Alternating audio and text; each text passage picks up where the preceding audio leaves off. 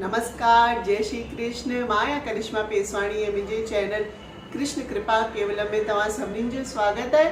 अॼु जो वीडियो विधि भाटिया जी रिक्वेस्ट ते मां ठाहियो आहे। विधि भाटिया चयो आहे कि अन्न मटियो जे बारे में असांखे ॿुधायो। अन्न मटियो 27 अगस्त ते आहे, हुन ॾींहुं ॿारस आहे, त जंहिंखे पाण सिंधी अन्न मटियो चऊं था हुनखे ही देश जे ॿिए भागनि में बछ बारस जे रूप में मनायो वेंदो आहे। हुन ॾींहुं ख़ासि गांइ ऐं गांइ जे वछड़े जी पूजा थींदी आहे। पाण सिंधी हिन ॾींहुं को बि विर्त न रखंदा आहियूं, बसि अन्न मटंदा आहियूं, यानी कि हुन ॾींहुं कणिक न खाईंदा आहियूं। बाक़ी बेसण ऐं जूअर रागी वग़ैरह खाई सघिजे थी। हुन ॾींहुं सुबुह जो छा कजे त पंहिंजे रह जी कुंड में 5 फोटा ऐं 5 लौंग ॿधी करे गांइ ऐं बछड़े वटि वञिजे। गांइ जी पुछ वटि उहे जो 5 लौंग ऐं फोटा ॿधियल आहिनि हुनखे ईअं पुछ वटां 3 दफ़ा घुमाइजे ऐं घर अची करे उहे लौंग ऐं फोटा तव्हां यूज़ करे सघो था। घुमाइण वक़्तु ईअं चइजे, बछड़ा मां घर आया, बछड़ा मां घर आया, ईअं हथ जोड़े प्रणाम करे ऐं गांइ बछड़े खे प्रदक्षिणा करे घर अची वञिजे। हुन ॾींहुं गांइ खे अटे जो पेड़ो न खाराइबो आहे, छो लाइ हुन ॾींहुं अन्न मटियो आहे।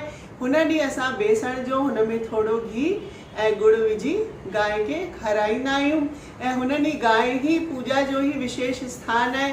गांइ जी पूजा करण सां हुन में जेतिरा बि देवी देवता रहनि था हुन जो असांखे आशीर्वाद थो मिले। भॻवान कृष्ण खे त उहे ई गांयूं पसंदि आहिनि, नालो ही गोपाल अथनि, त विशेष रूप सां कृष्ण भॻवान जी असांखे कृपा मिले थी। त हिन खे अन्न मटियो जो छो चवंदा आहिनि, हुन जे पुठियां बि हिकु रोचक आखाणी आहे। हाणे मां तव्हांखे उहा आखाणी ॿुधायां थी। हिकु राजा हूंदो हो, हुनखे 2 राणियूं हूंदियूं हुयूं। जो वॾी राणी हुई हुनखे हिकु मेंह पालियल हुई ऐं हुनखे हू पंहिंजी साहेड़ी वांगुरु प्रेम कंदी हुई। ऐं जो नंढी राणी हुई हुनखे गांइ ऐं वछड़ो पालियल हुयसि, हुनखे पंहिंजी साहेड़ी करे कंदी हुई प्यार, ऐं जो वछड़ो हो हुनखे पंहिंजे पुट वांगुरु मञंदी हुई। इहो ॾिसी वॾी राणी ॾाढो सड़ंदी हुई ऐं हुनजी मेंह बि ॾाढो सड़ंदी हुई। हिकु ॾींहुं हुन मेंह चई कि ये गांइ ऐं वछड़े जे करे इहा नंढी राणी मूंखां बिल्कुलु बि प्रेम नथी करे। त वॾी राणी चयो, तूं चिंता न कर, मां पाणे ठीकु कंदमि।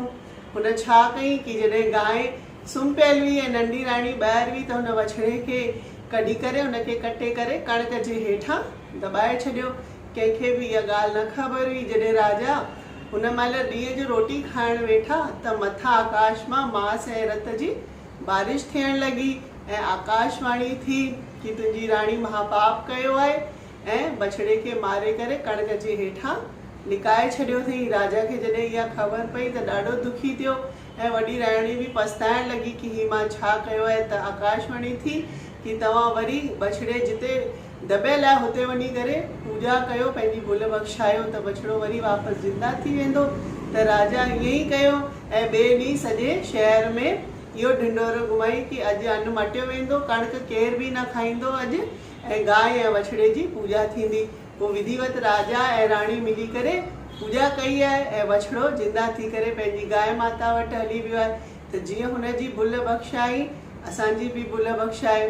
त इहो हो अॼु जो वीडियो। अन्न मटियो हिन करे ई चवंदा आहिनि कि राजा उन ॾींहुं शहर में अन्न मटियो जी ढिंडोरो घुमायो हो। त तव्हांखे हीउ वीडियो कीअं लॻो मूंखे ज़रूरु ॿुधाइजो। ऐं अचण वारनि ॾींहं वार में महालक्ष्मी जे सॻड़नि जी कथा अथव, चंड उमास जो दान वग़ैरह बि घणी वीडियो आहिनि, तव्हां ॾिसिजो ऐं मूंखे ॿुधाइजो। ऐं ॿियो तव्हां छा था ॾिसणु चाहियो उहो बि मूंखे कमेंट करे ॿुधाइजो। त वरी मिलंदासीं हिकु नए वीडियो सां, नई जानकारी सां। तेसिताईं मोकल थी वठां। जय झूलेलाल, जय श्री कृष्ण।